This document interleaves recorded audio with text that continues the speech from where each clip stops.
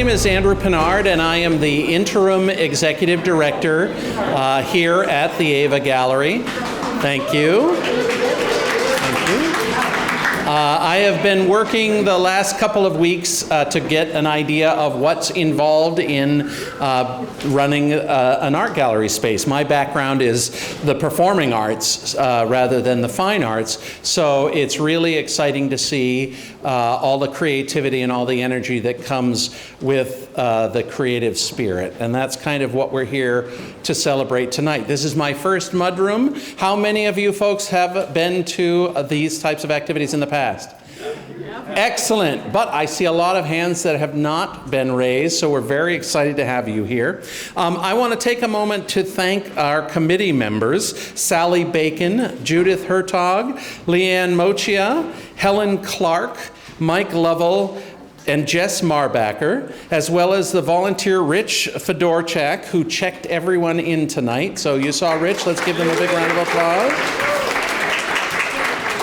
I also want to thank our staff who support events like the Mudroom here, including Cheryl Traynor, Travis Page, Claire Guino, and Sam Eckert.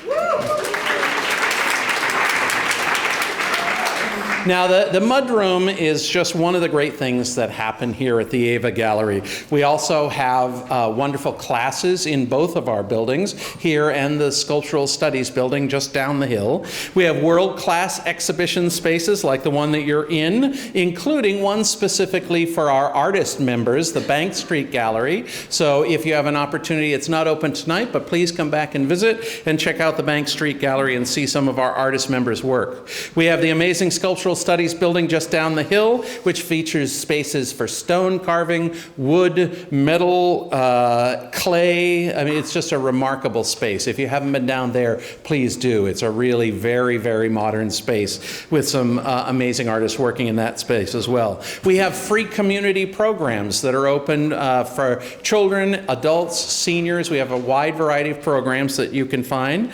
We also have 19 artist studios. Yes, we actually have 19 spaces that artists come and they rent, and they're here year-round, and they actually create art. And you can see some of their art in the Bank Street Gallery, but there's also Gallery 3, which is on the 3rd floor. When that's open, you can actually see and purchase their work.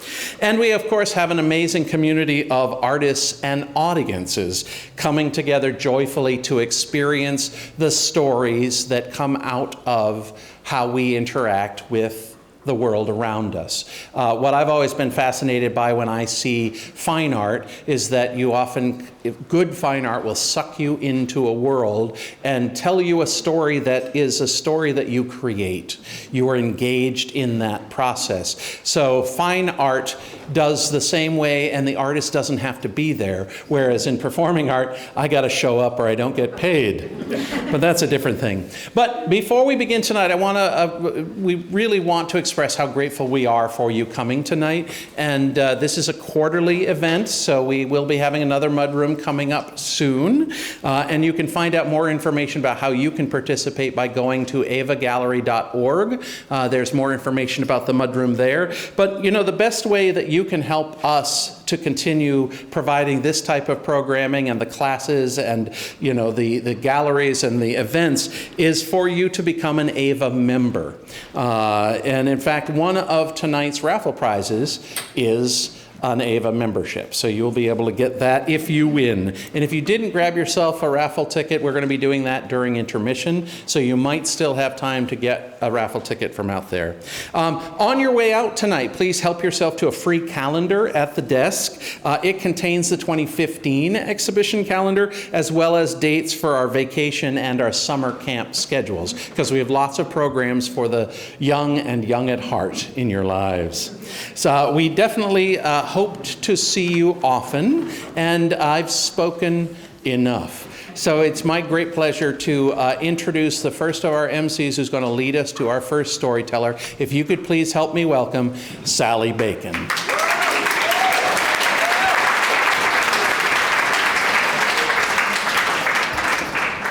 Thank you very much. First of all, it's great to see everybody, as usual. You know that Mudroom's my very favorite thing. I have a Christmas joke that I tell every Christmas. I don't know if you want to hear it. You might have heard it last year. Okay, I'm going to tell you. So there was this little boy, Johnny, and he really wanted a 10-speed bike for Christmas. And so he sat down and he wrote, "Dear Santa, if I'm really good and if I clean my room every night, will you please see to it that I get a 10-speed bike?" And he signed it and he put it down and he crawled back in bed and he thought about it for a minute and he was like, "Oh no." So he gets up, he tears it up and he says, "Dear Santa, if I try to be really good and if I try to clean my room every night, will you see to it that I get a 10-speed bike?" Gets back in bed. He's laying there, he's thinking about it. He had a great idea. Gets out of bed, he tears it up, he goes into his closet, he takes everything out of his closet, he runs downstairs, and he goes outside and he gets the Blessed Mother statue. And he brings it up and he wraps it in a blanket and he sticks it in the back of his closet and he puts all his stuff back in there. And then he writes, Dear Jesus, if you ever want to see your mother again." So that's my Christmas thing. Anyway, so our first storyteller is Jen Shepherd, and she lives in Norwich with her daughter and many animals. Her favorite pastime is to go into the woods with her animals, and her guilty pleasure, shocks me a little, is her guilty pleasure is 80s heavy metal. So let's welcome.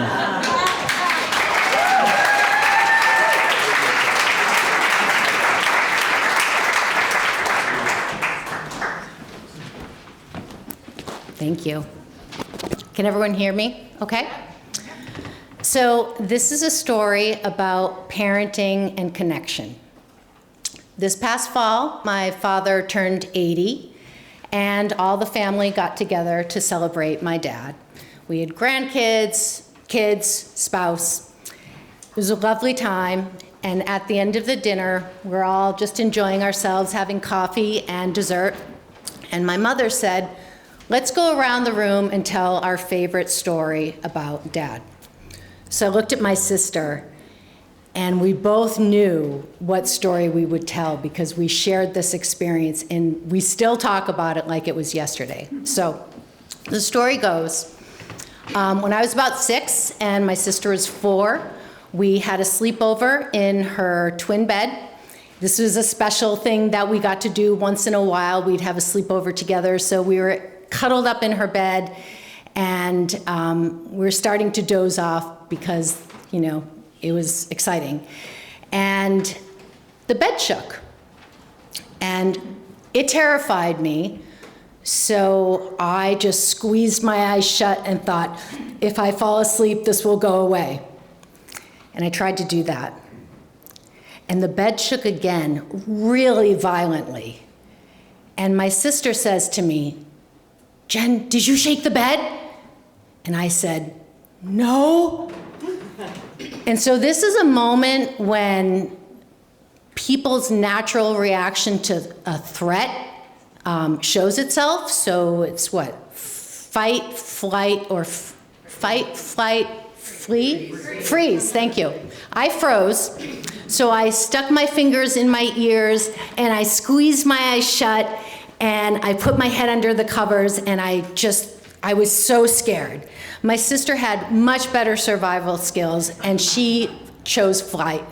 She ran out of the room, and as she headed into the hallway, she tripped over all 6 feet 5 inches length of my father, who was lying on the ground shaking the bed. Now, my parents thought this was hilarious. My sister and I still speak of it and we're like, what the hell were you thinking? That was so crazy. So we're telling this story, we're all laughing, and my dad's just looking at all of us and just smiling with affection and a lot of remorse and saying, when you're a parent, you just don't know what you're doing. You make so many mistakes. There's no handbook. I feel terrible about it. And then at the other end of the table is my mom, and she's looking at all of us smiling with a lot of affection, and she said, "You can never have too much fun." Now, cut to present day. I'm a parent. I have a daughter. It's the two of us, and she is now entering her teen years. And I'm really struggling with our relationship because she doesn't talk to me anymore. She doesn't talk at all. And I'm really missing our connection and feeling very disconnected from my daughter. So on Wednesdays, I go for a walk with a very incredible friend, and I'm lamenting with this friend about my missed connection with my daughter and really struggling with this new dynamic between us. And she's listening to me, and she's telling me she has daughters who are in college now, and she's excited because April Fool's Day is coming up. And she says, oh, every April Fool's Day, we plan tricks on each other, and we get really competitive, and it's really fun, and we laugh about it, and it's a great time.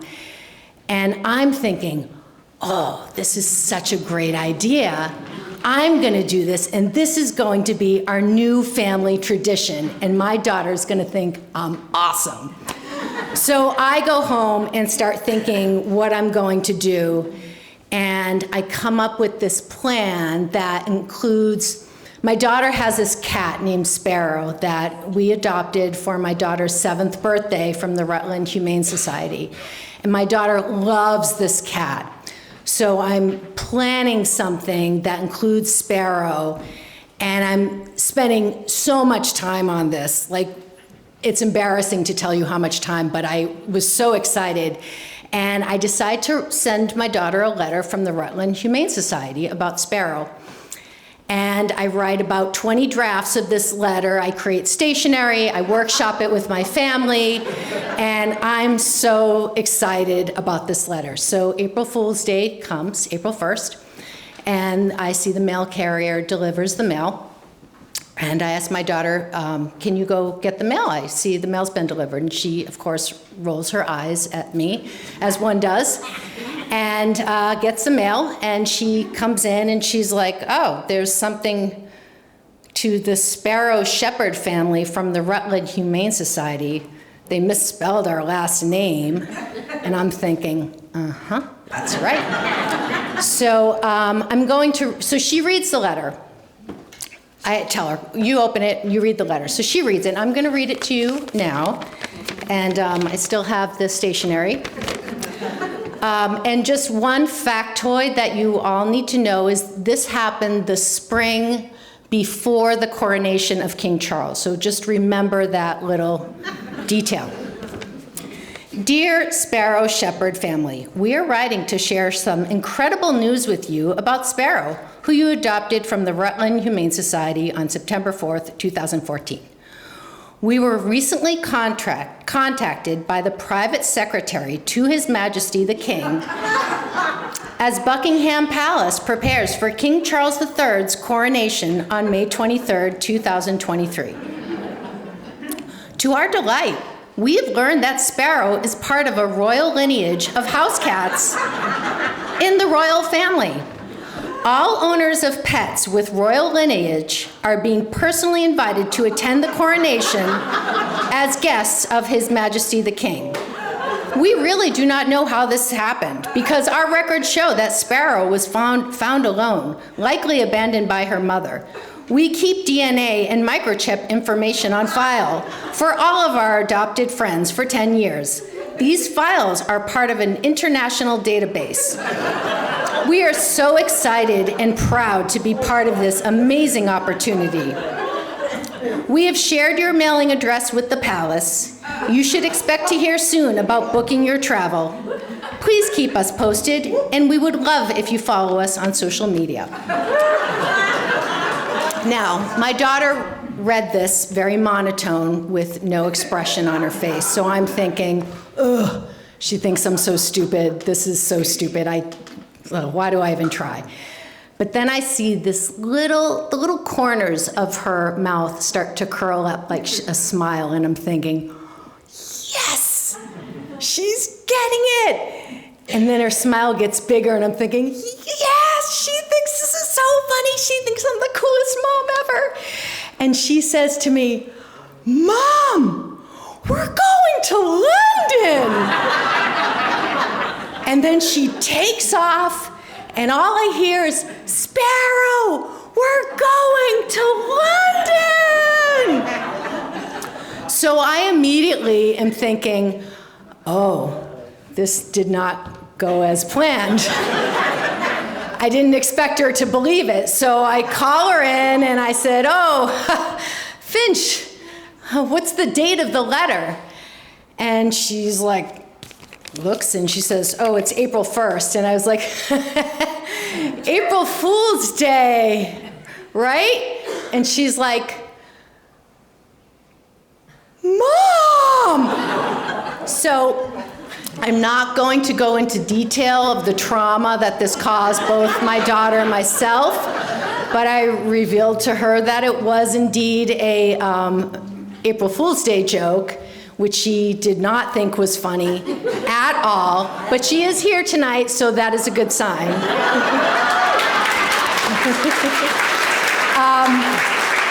So it was a great parent fail, and it was an effort to connect. To close, I circled back with my parents and sister who were dying to hear how great this April Fool's Day prank went. And I told them, and I felt so much shame and embarrassment, and my father and sister said nothing. But my mom, true to form, said, you can never have too much fun.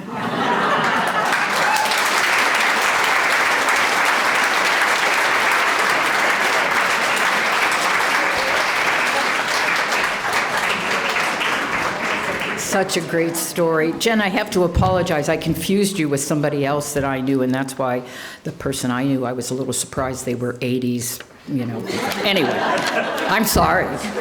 Our next storyteller is Ellen Jonsson, who has a BFA from Rhode Island School of Design, my favorite school, and she's very involved in the arts, and I know that you're a volunteer here at AVA, too, so welcome.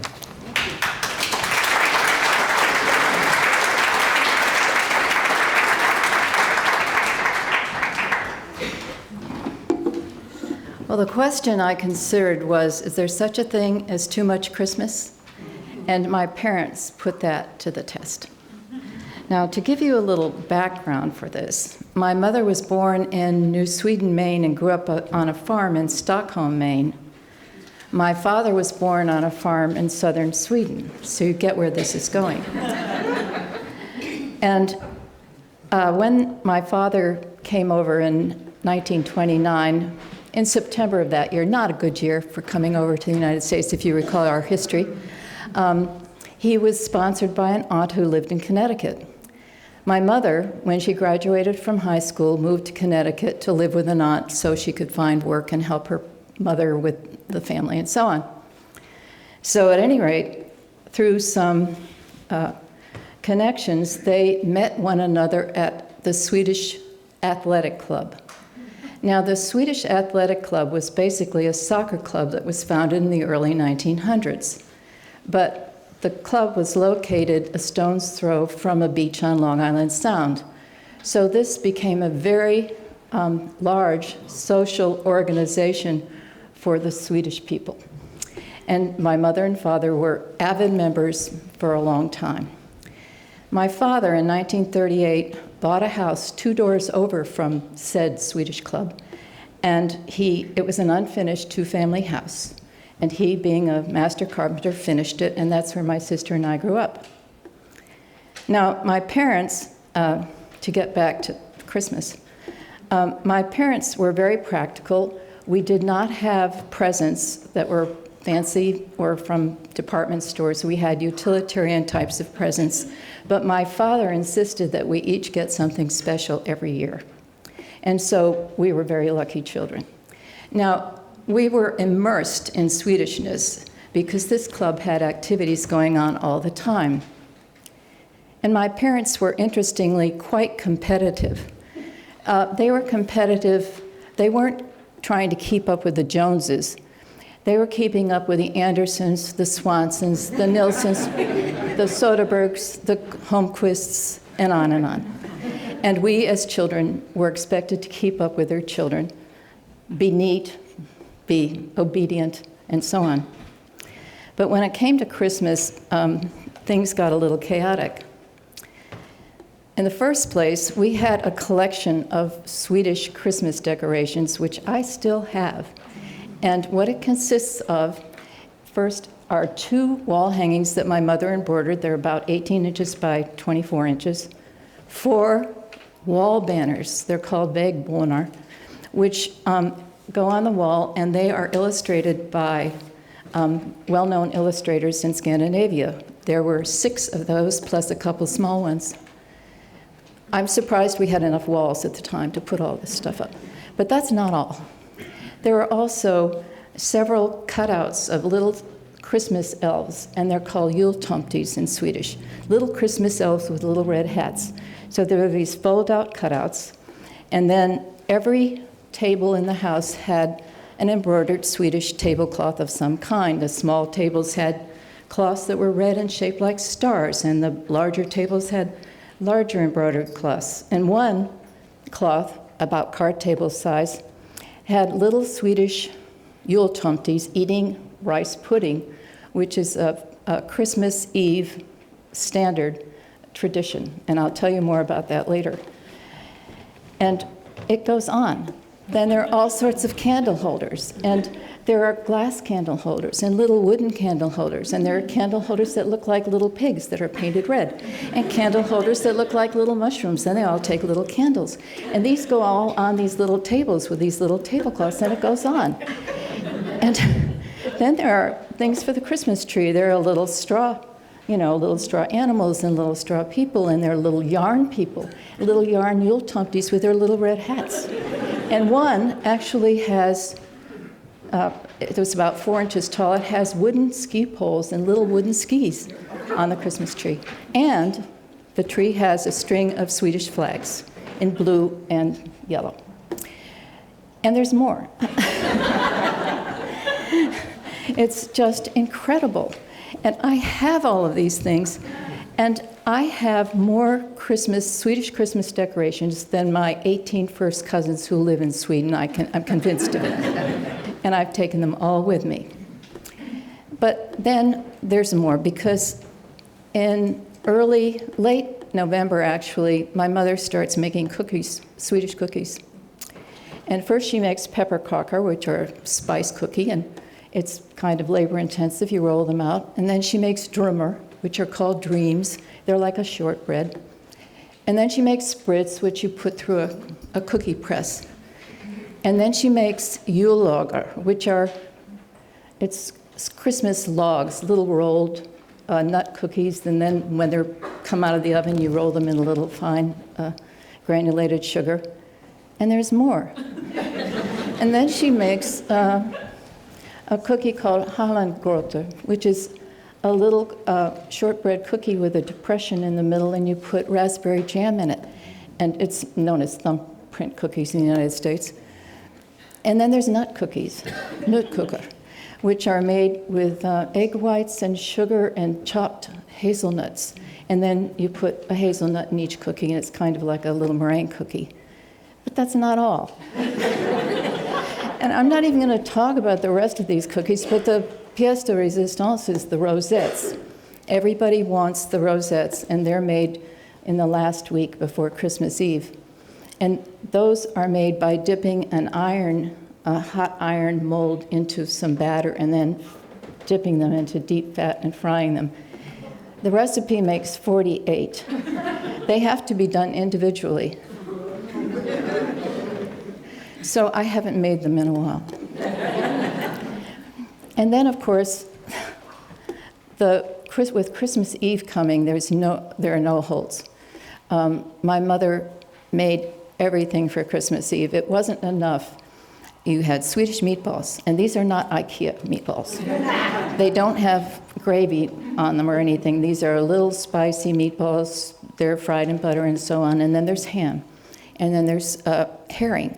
And then there's vegetables of all different kinds. And then there's Swedish limpa, which is a Christmas bread. And then for dessert on Christmas Eve, there's this rice pudding.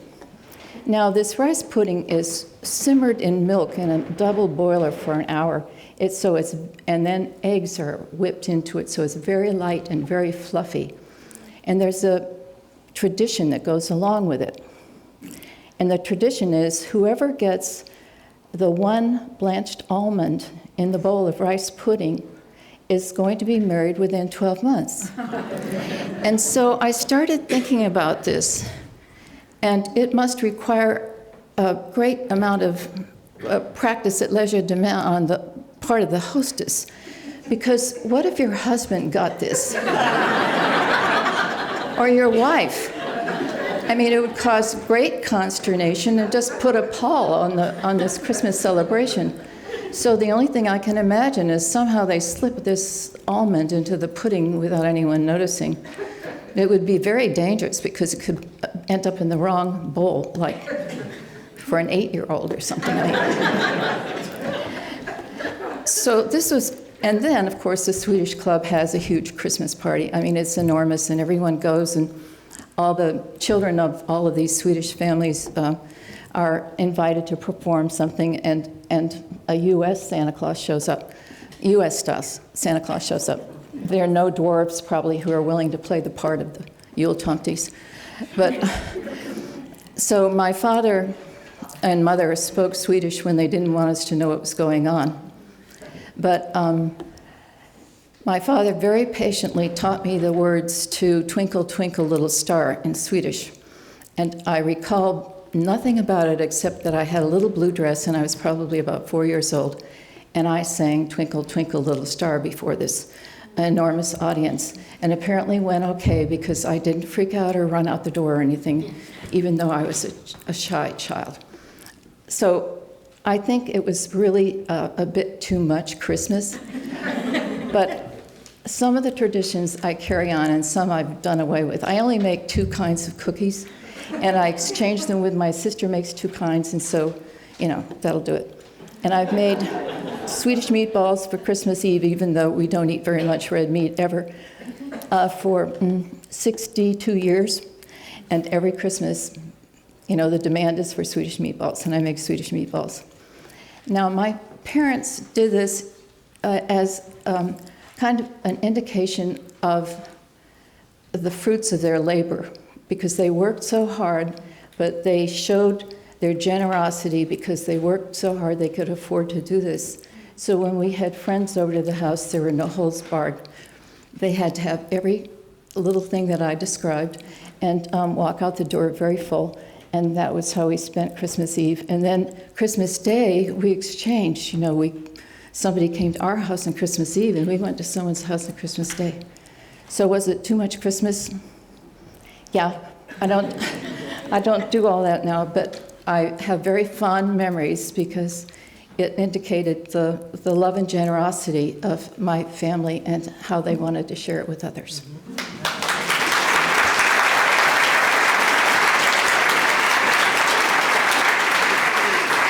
So, Good Jul, which is Merry Christmas, and Gott Nytt År, which is Happy New Year.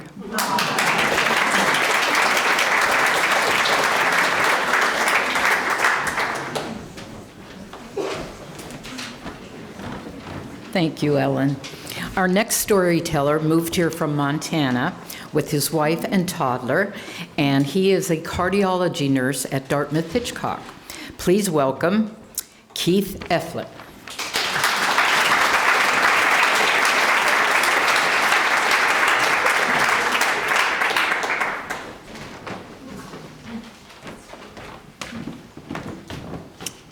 How's it going? My name's Keith. I have 2 disclosures before I start my story. The first is it's a story that involves bodily fluids. So sorry if it grosses anybody out. And my second disclosure is I had a stroke about 22 days ago. So my speech is not what I wanted, so apologies if yeah.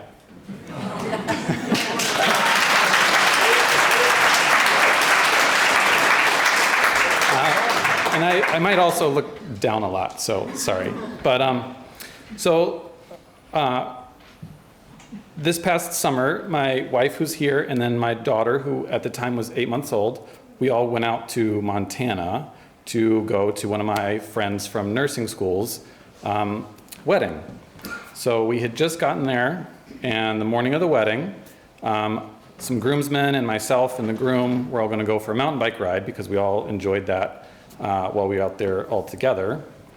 The groomsman, morning of the wedding was like, actually, that's not the best idea. So he didn't go, and so that allowed me to, instead of having to rent a bike, use his bike.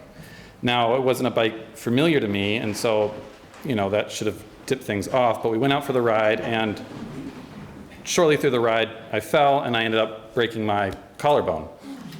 So we're coming back to town, I'm in like a shirt, kind of holding my arm up together. I was in some pain, and I had told my wife that before I came back, we would stop at the grocery store so that I could pick up some formula so that we would be able to feed her that night while she was with the sitter when we went to the wedding.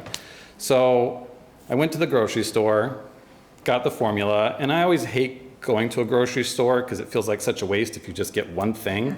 So you're like, what else can I get while I'm here? So I got a couple of other things, and then I called my wife. I didn't say anything to her. I said, we'll find that out in a minute here. So, and then I got some other things. And then I don't know if any of you guys have ever been to Montana, but Montana has like the best cherries that I've ever tasted. So I grabbed a big bag of cherries and left, went back to our Airbnb, came in. My wife was like upset, but after her initial like, what did you do? She was like, oh no, are you in pain? And everything, so it was good. And so at that point, I wanted to go to the wedding. She was like, no, you got to go to the emergency room. So we waited until the sitter got there. The sitter stayed with my daughter. We went to the emergency room, and the groom at the wedding worked at that ER.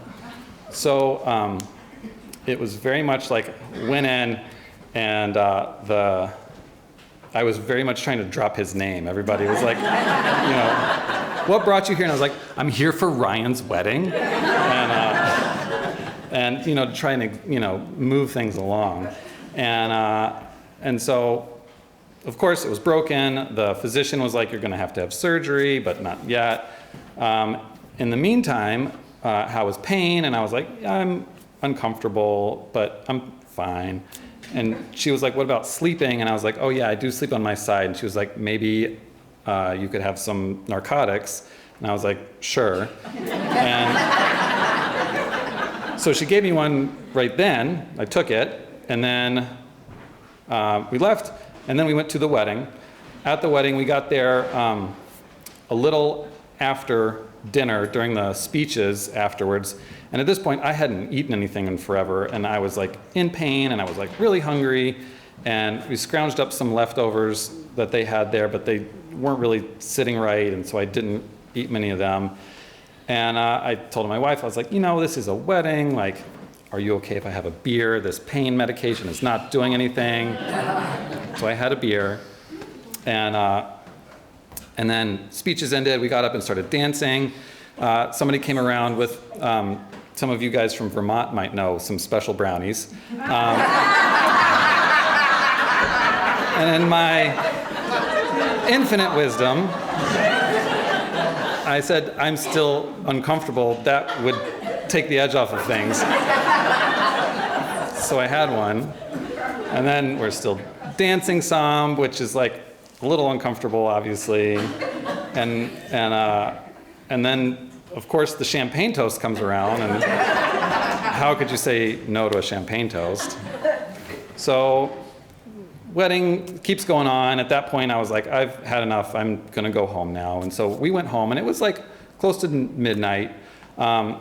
We get back. The sitter was a friend of my wife, so they were chit-chatting about how the wedding went. And at that point, I was feeling a little better with pain, and I was, because of something else, I was crazy hungry. And what did my smart little brain figure out but that there were some cherries in the fridge? And I went to town on some cherries.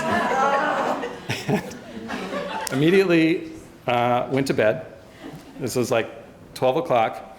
And 12:30 comes around. I like sit upright in bed. And I was like, am I gonna be? And then immediately proceeded to vomit in my mouth. Because our Airbnb, even though it was the summer, one of the windows was busted out. And so one of the windows in the living room was like blowing cold air. And a snowstorm actually came through that night. So the living room was frigid. So I had closed the door to the bedroom, and trying to get out of the bedroom, I'm trying to push it, but it is a pull door. And so I'm sitting there like with vomit in my mouth. Can't get out, and immediately spew all over the door. Get out of the room, run across the living room, spew again all over the bathroom door because I can't get out open either. Because it opens the other way from the living room door. Get into the bathroom, and I don't know if any of you guys have stayed at Airbnbs recently, but there's a very modern white decor that is going on these days. And also, I don't know if any of you guys have ever seen Fargo. But there's a scene where a body goes into a wood chipper. And I don't know why I did this, but I just went all over. Everywhere from like my mouth down and like a 360 or 180 degree view. There was cherries on the shower curtain. There was cherries on the bath mat. There were cherries on the walls. There was cherries on the floor. There was cherries all over everywhere on the toilet. And so then I give myself props. In that time, I actually grabbed my phone and took a photo of it. In between like vomiting more, I get in front of the commode. It's like a SNL, sort of like too wide of a cone. So it goes outside of the commode. So I transition to the bathtub, and I'm going in the bathtub. And then at that point, I wake up my wife, and she groggily gets up out of bed and like puts her hand on the door. And it's like, why is my hand sticky and warm, and what is this? And then walks into the bathroom, and immediately, like, it's like walking into a murder scene. And she like starts to scream and thinking that I had like ruptured something and I was like throwing up blood or something like that. And so I'm quickly like, it's cherries, it's cherries, it's cherries. And when you're like vomiting for a while, you just get like really like low energy. And then because the window was open, it was freezing, and I'd like lost all like semblance of like core regulation. So I get into the shower, and I'm just like throwing up in the shower. And my wife was like a crime scene like investigator, like taking the shower curtain and rubbing it off in the sink and trying to save the bath mat, but there was no saving it. And like the molding along the bottom of the wall had peeled out, and so there was like cherries, like that's how bad it was. And so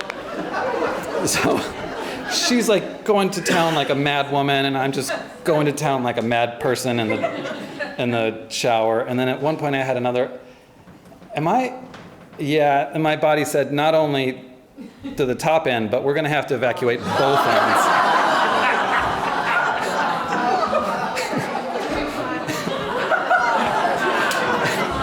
And so for literally still like the next like 4 hours until like 4:30 in the morning, just everywhere, all of the fluids everywhere, all evacuating my body, until my wife was finally like, that's enough, that's enough, it's enough.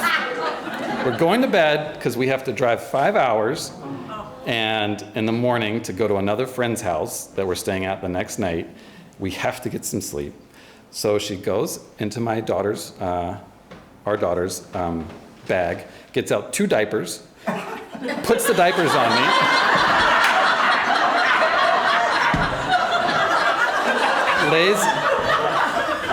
Lays a whole bunch of trash bags over the couch and said, "You go to bed right now." And then she went to bed and we finally fell asleep.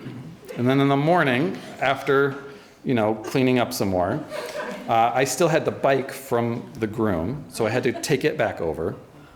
So I take it back over there, and he had a great night, so apparently, he had a great night, so wasn't feeling well. And they had their whole dining room table full of flowers from the wedding. And he was like, "Please take some flowers." And I was like, "Sure, great, I can make up for last night by bringing flowers, and we can bring flowers to our guests back that we're going to visit to today."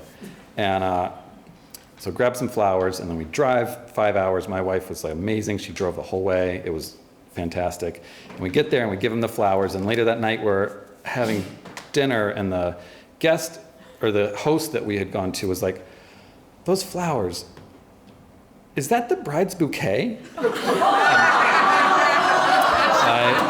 I had stolen the bride's bouquet. And since then, nobody has invited me to a wedding.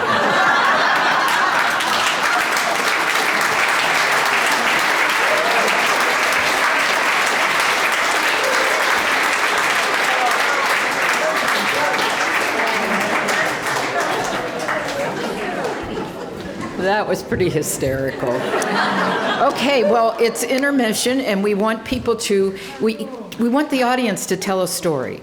So put your name in the little fishbowl or whatever we have out there, and we will pull your name out, and it's really easy and lots of fun. So put a story in. It doesn't have to be on topic. No, it doesn't have to be on top. I mean, the theme is You can tell whatever story you want, right? Okay, so let's put your name in there, talk about anything, and put your name in for a raffle for the raffle, and just everybody have some fun before we come back. Okay, so I think we're going to begin the second half. We're going to start. My name is Mike Lovell, and I am on the Mudroom Committee. The MC of the first half was Sally Bacon, and she is on the Mudroom Committee. We are going to have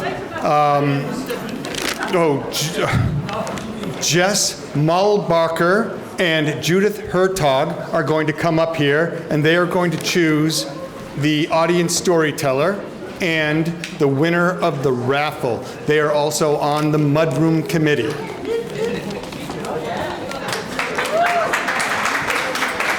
okay. So you all hold the basket, and I will pick the. Yes. Okay. Do you want to do raffle first or story first? First, we're going to do the story, because then the person who's picked has like a minute and a half to like mentally prepare. Yeah. And we have, wonderful, we have like 5 potential storytellers. I'm going to take this one. Yes, and if you're not picked tonight, but you Yes. have a great story, submit for next time.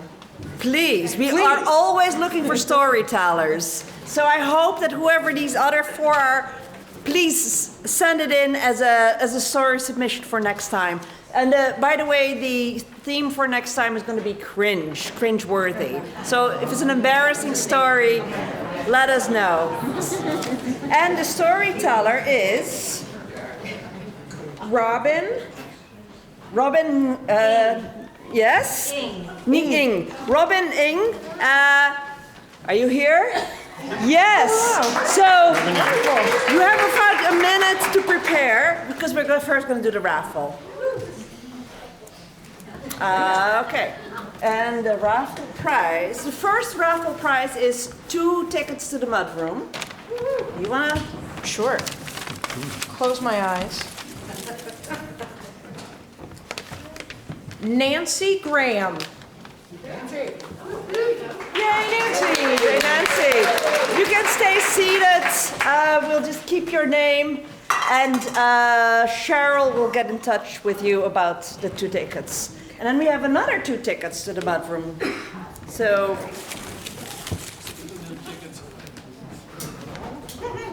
This is Robin D. Robin D.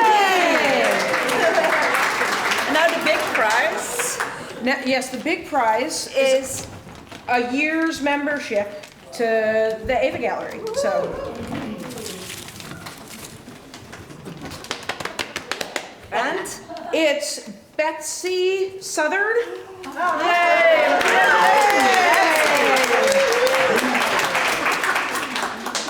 You want to take over from here?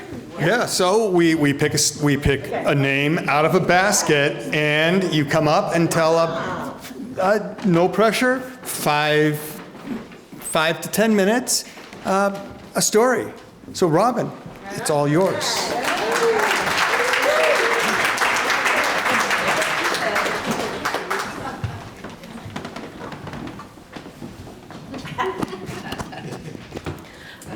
Oh my gosh, wow, hi.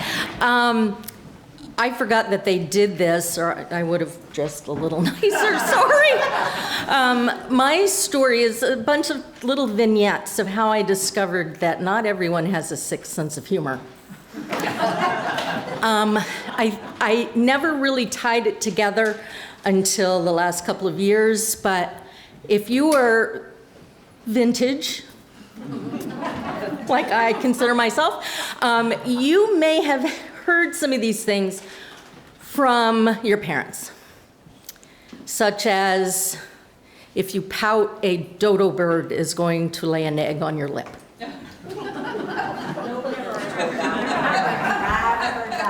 Now you're getting to see why I have a sixth sense of humor.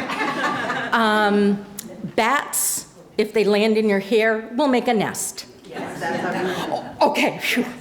I got a little worried on that first one. Dragonflies will sew your lips shut. Okay, so now, I just kind of always thought that most everybody else also kind of had a sixth sense of humor, but I found out that that wasn't the case on several occasions in my life. When my mother died, she had gone to visit my brother who lived in North Carolina. She died Thanksgiving Eve, so they found her Thanksgiving morning. I hopped on a plane. My sister-in-law had been asking, why doesn't your sister ever come visit us? And so I get on a plane, I go down, and she opens the door with this huge sympathetic look on her face, and my first words out of my mouth were, sure, kill my mom to get me to come visit you.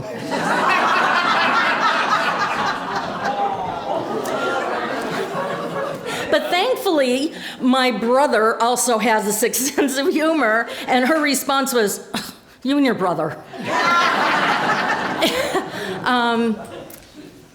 Another time that I realized that it was so glaringly obvious that not everybody has a sixth sense of humor was when my friend Deena contracted Hodgkin's disease 2 weeks after her youngest child was born. She had an 85% survival rate and did not survive.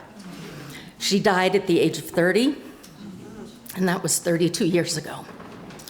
We started, a bunch of her lady friends started a little group when we knew that she was terminal, to kind of help her through the process of coming to terms. And she had 2 small children that she was leaving behind. And I used to go over to her house, and her husband was this fabulous woodworker. So I would go down in their basement, and he and I would do all these woodworking things separate, but we're down in the same space. And after one of our meetings, my friend said, Jeff and I are going to go look at caskets tomorrow. And I said, why isn't he making yours? And she goes, because he'll put like a lid, a mirror in the lid, and he'll do all these things. And I just said, oh. And now there were some of our other friends around, and I said, oh, that would be like the best ladies' night out. We could go and you could lay in one, and we go, oh, that color is perfect on you. And one of our friends was standing there, and she was like, and my friend who died and I did give a talk for hospice on having a sense of humor when things are really, really bleak. And if you're going to help someone through that time, you need to take your cue from them. And the only reason I could say that to her, I never would have said that to some of my other friends, but the reason I could is because she had a sense of humor. And you can't always cry. So it's okay to laugh.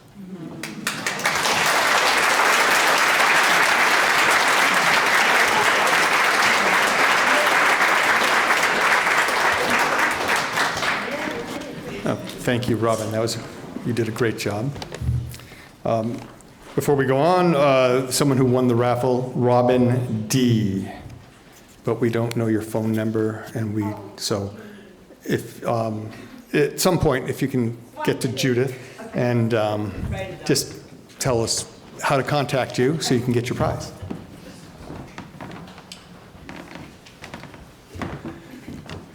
So our next storyteller is Deena Frankel.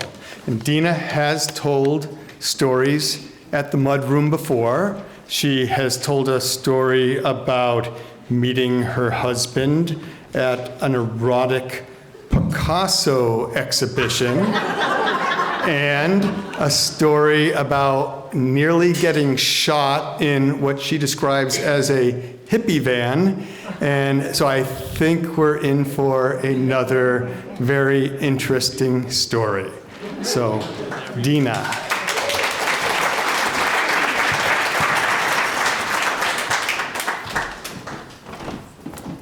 Let's talk about my breasts. So,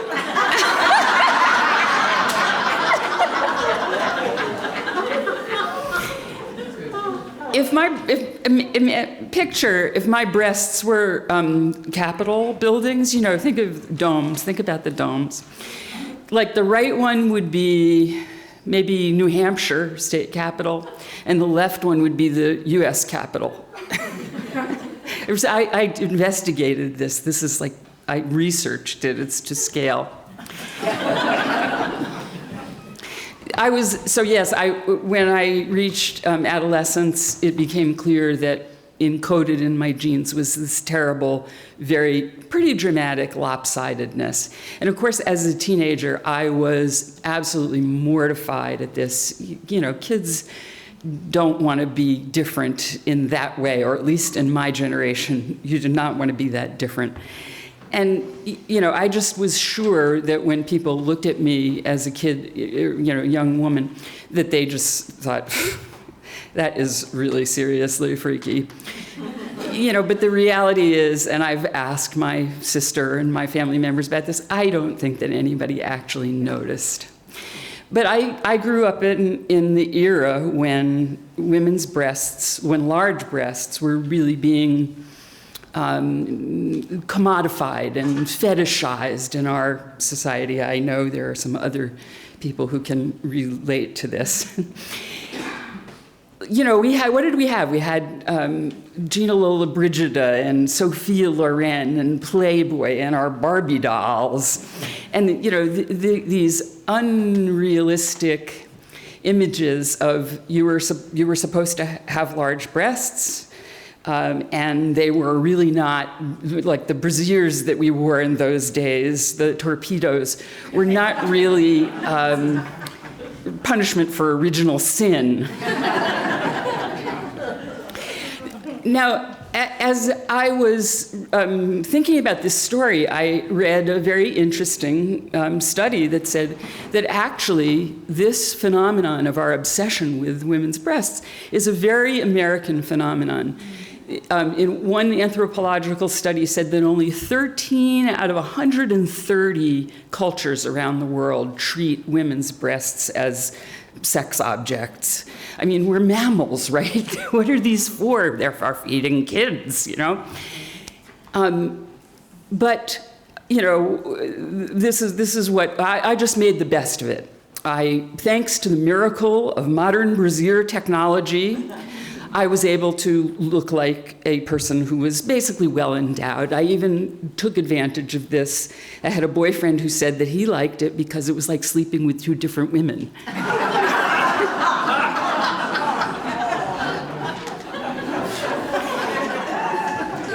But let me tell you that these are not maintenance-free.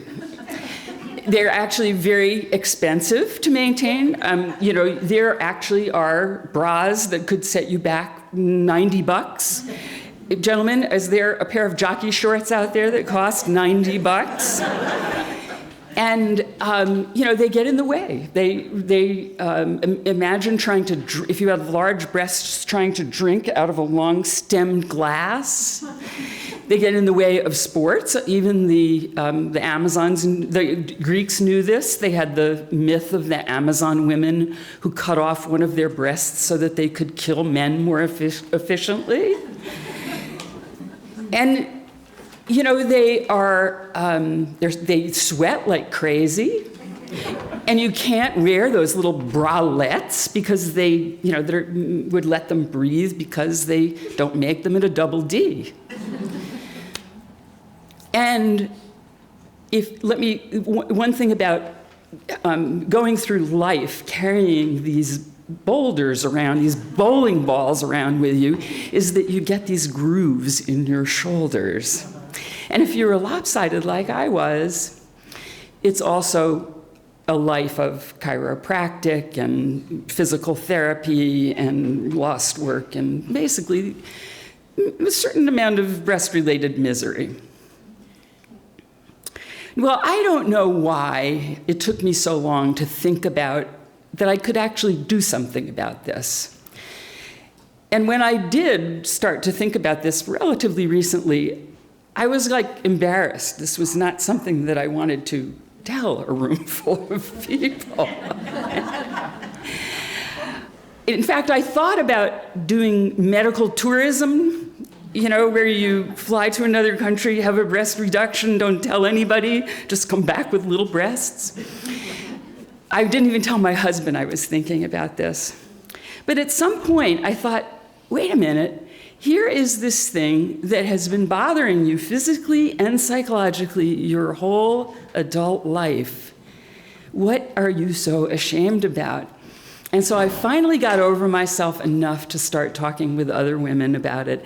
And to my surprise, I learned that everybody had a story. For one thing, studies show that the vast majority of American women are unhappy with their breast size. Well, now 50% of them think they're too big. I would be happy to donate some to them. I mean, think they're too small, and they're the ones who I should be the donor for. But 25% of women think that their breasts are too big, and there's in fact a trend of more breast reductions. And then everybody was telling me the story of the person they knew who had had their breasts reduced.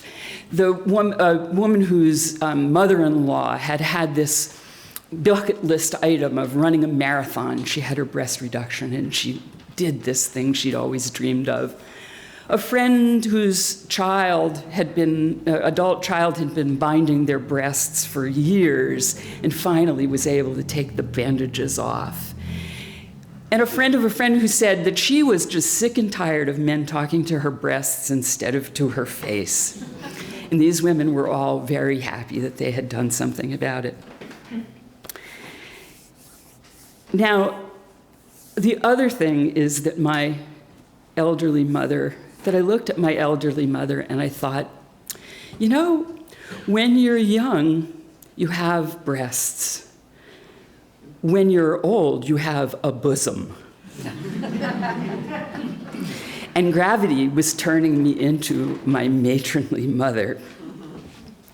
I mean, what is it? When you're young, these are like sexual attractants. When you're in your childbearing age, they're nutritional devices, but what the hell are they good for after menopause? Finally, last November, I did something about it.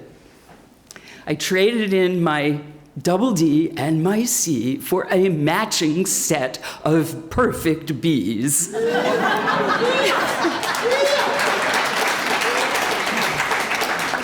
And it feels fantastic. Now, it is a little strange to be a zoftig 69-year-old with a 24-year-old's breasts. But this was never about my vanity, it was always about my physical well-being.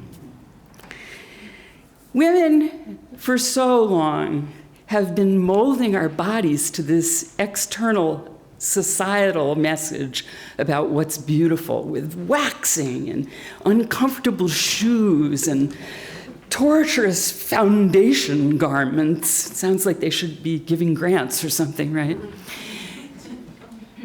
I am so happy that things are changing. I'm proud of the young women who are insisting on body positivity.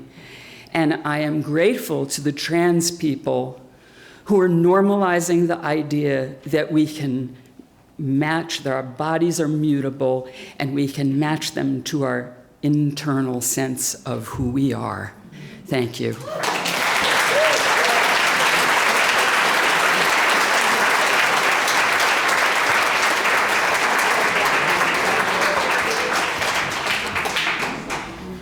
Our next storyteller is Don Kollisch. He is a small-town country doctor, or I think retired. Don said that the first question he would ask his patients is, the first thing he would ask his patients is, tell me your story, because he says that you can get to know someone by hearing their story. So, Don, we would like to hear your story.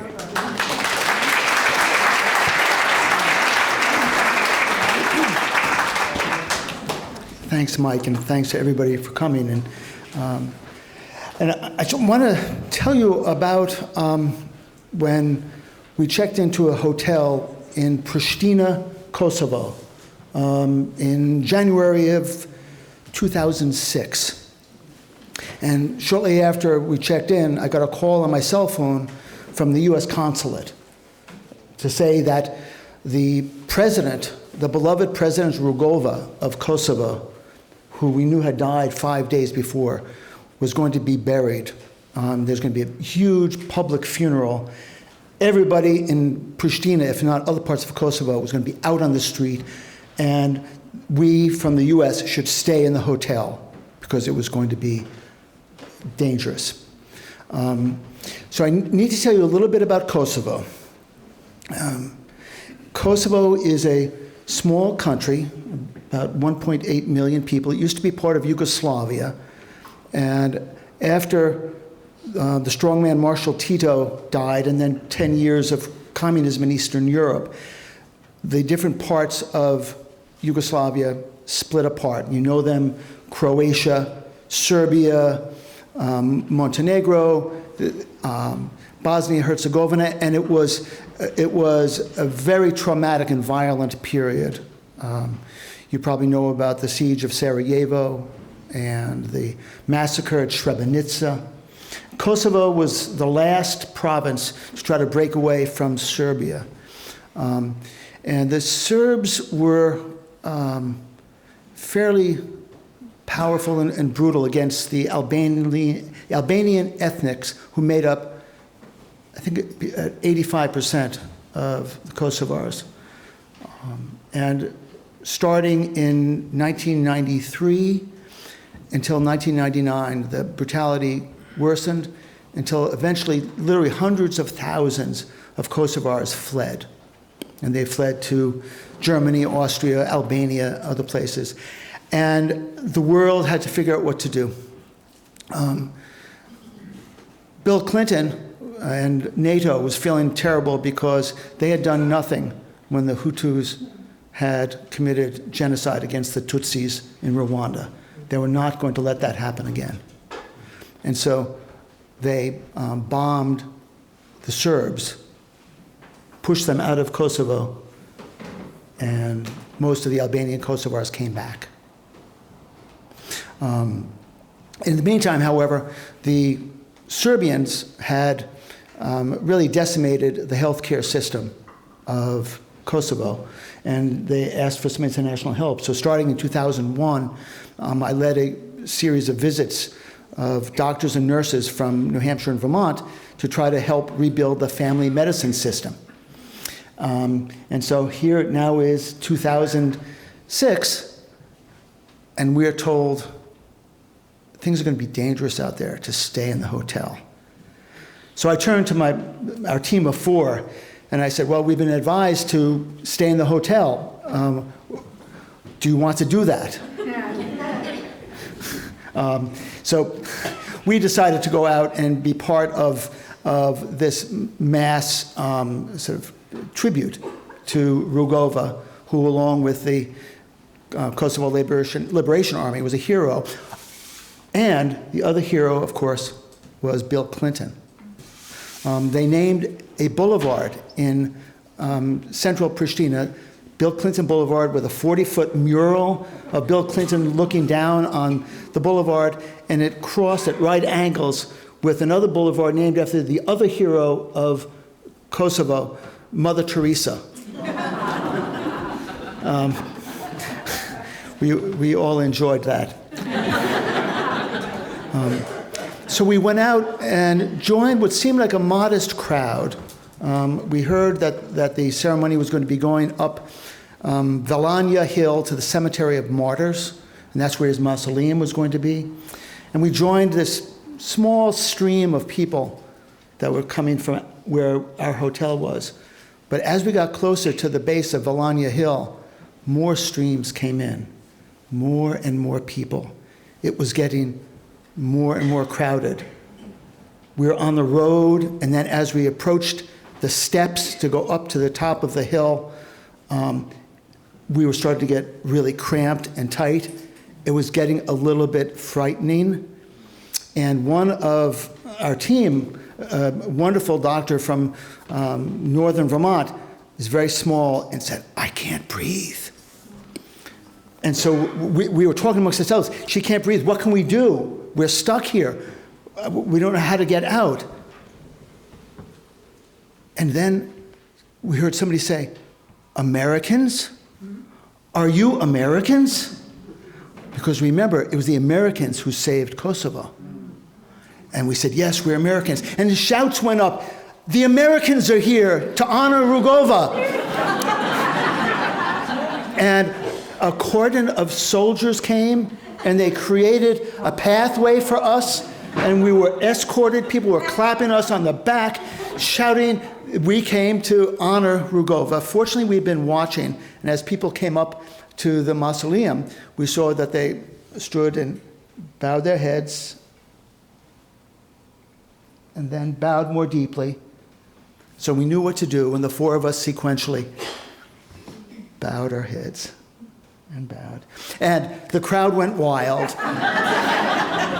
That the Americans had not only given them Bill Clinton and Bill Clinton Boulevard, but also a tribute to Rugova, the hero of Kosovo. As we made our way back down the hill to get to our hotel, people were clapping and cheering, and when we arrived back at our hotel, we found that some of the hotel staff had put a bottle of wine in our room. And so we opened the bottle of wine and toasted Ibrahim Rugova with a glass of decent Kosovar red wine. Thank you.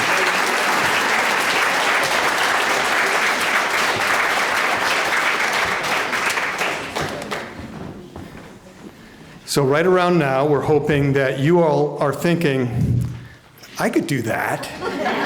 Like, I got a story. I didn't go to Kosovo, but I got a great story about this time. And so please submit your story. We have a mudroom committee, and what we do is we go through the stories and we choose stories that we think will fit together for a great night, and then we workshop the stories. So we don't just send you out here cold. We all get together and we tell the stories, and we make sure that you're going to have a lot of success up here tonight. So the next theme is cringe, and I think everyone's got a cringe story. And we do have this mudroom committee. The next storyteller is on the mudroom committee, and even though I have introduced Lianne more than once to tell a story at the mudroom, I'm not sure how to pronounce her name. Is it Moccia or Moccia or Moccia or Moccia? So I don't know how to pronounce her name, but it turns out nobody knows. Lianne.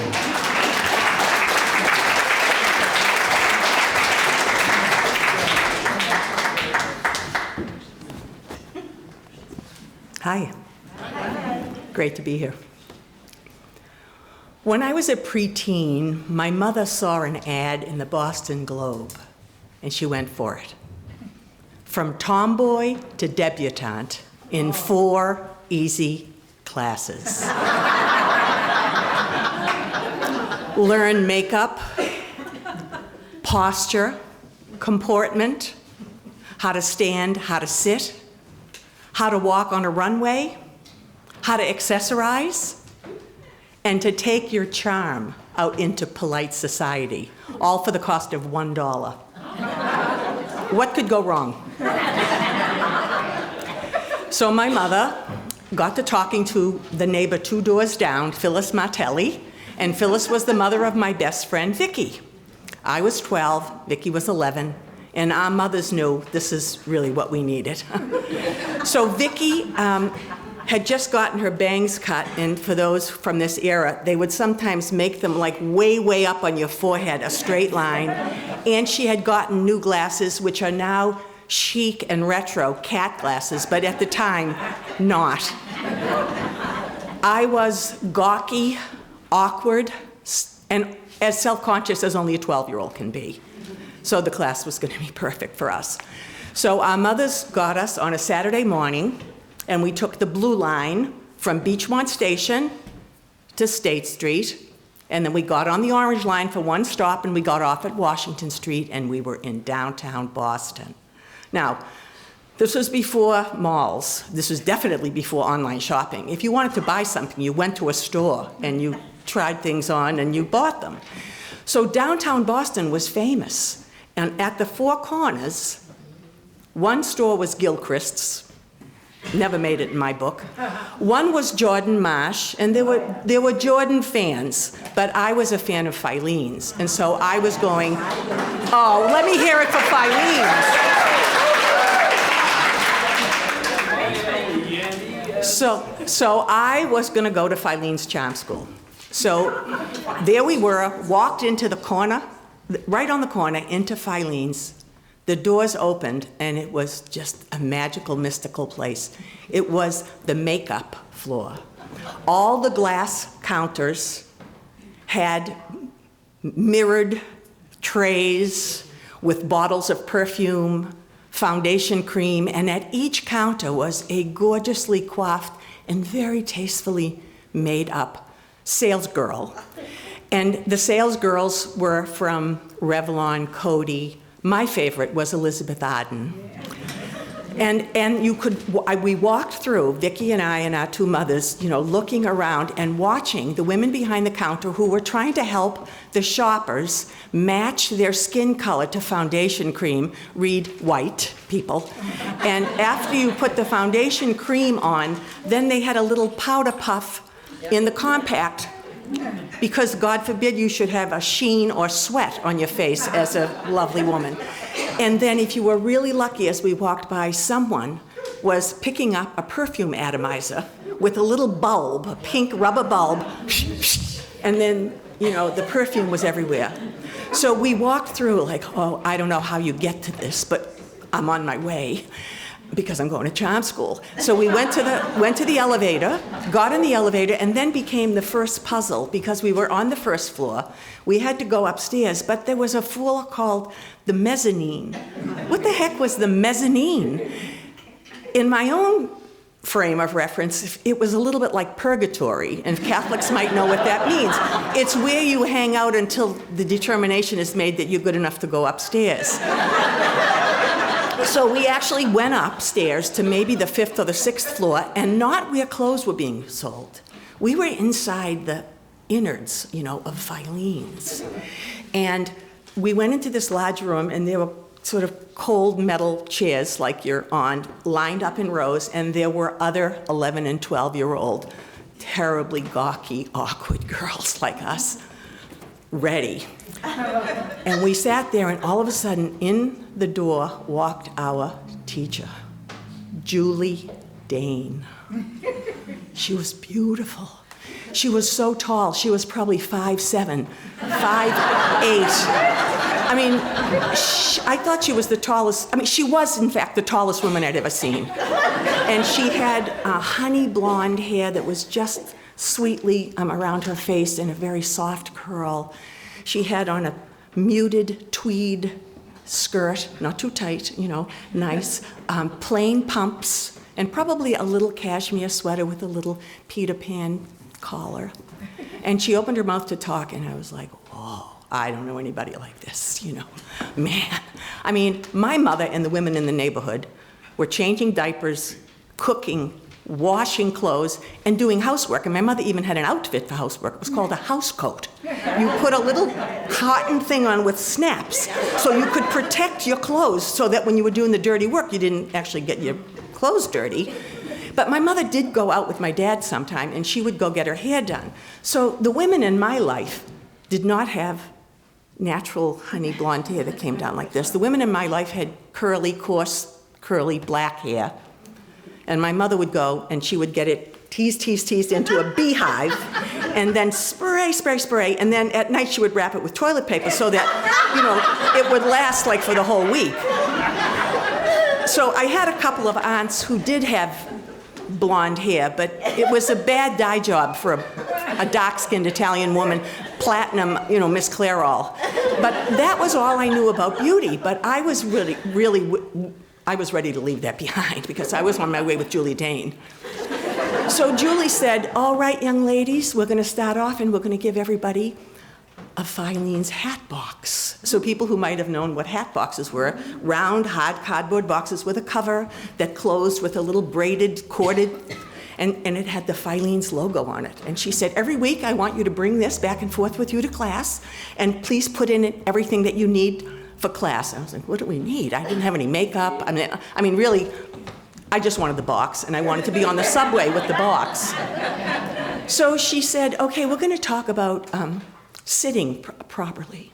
So you must sit at the edge of your seat, and you have to put your knees together and cross your feet at the ankle and turn your feet to the side. Now, for a girl with some significant thighs, I had to really push hard to get my knees together. I mean, I had to, but I was ready. And I learned to sit on the edge of the seat like this with my little feet on the side. And then she taught us to stand. I'm going to go to the breast conversation here.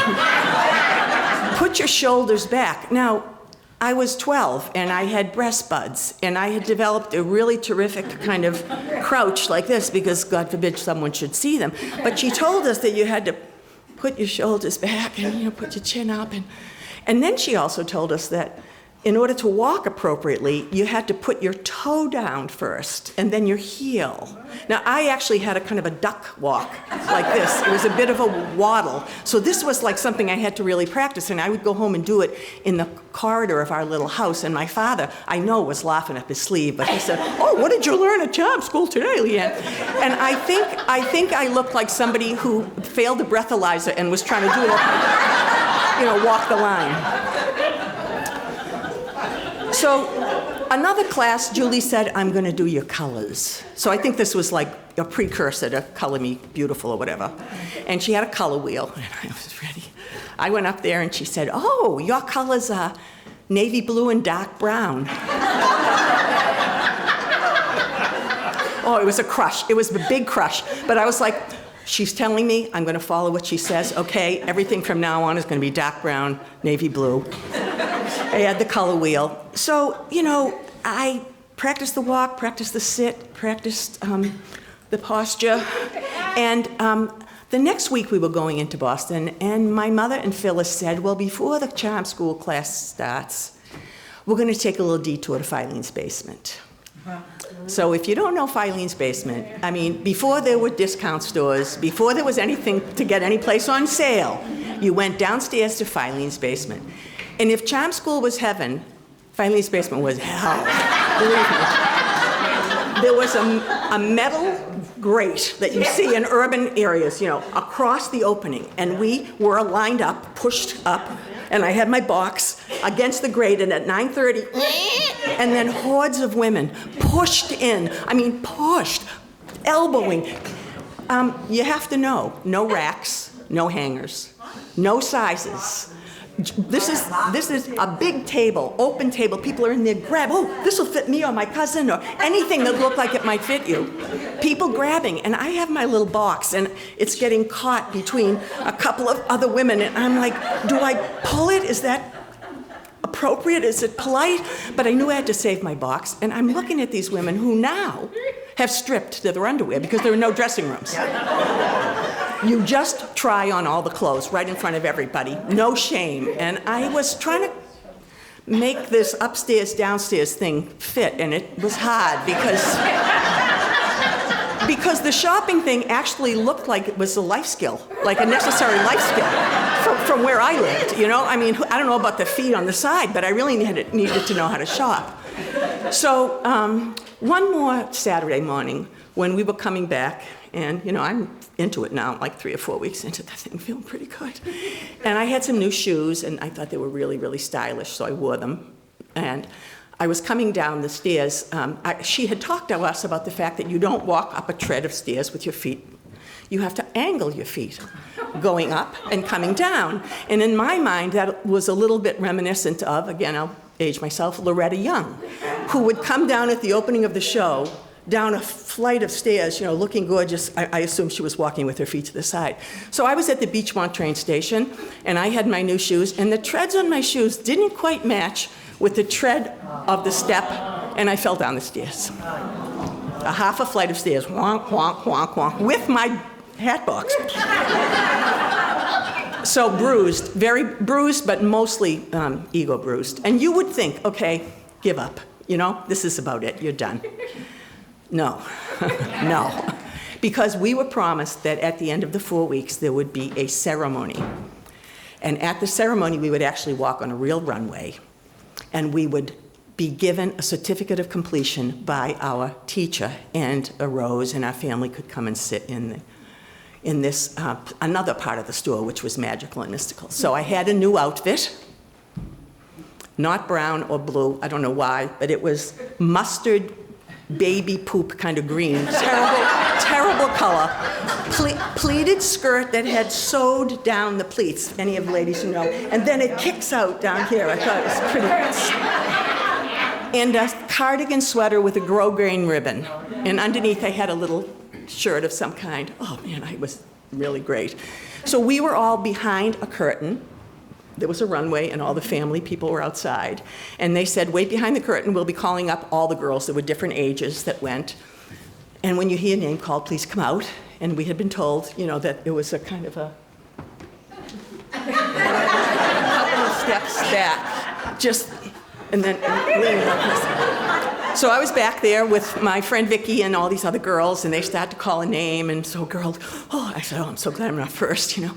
And then somebody else and someone else, and a lot of empty seats are emptying out, and I'm waiting, kind of nervously.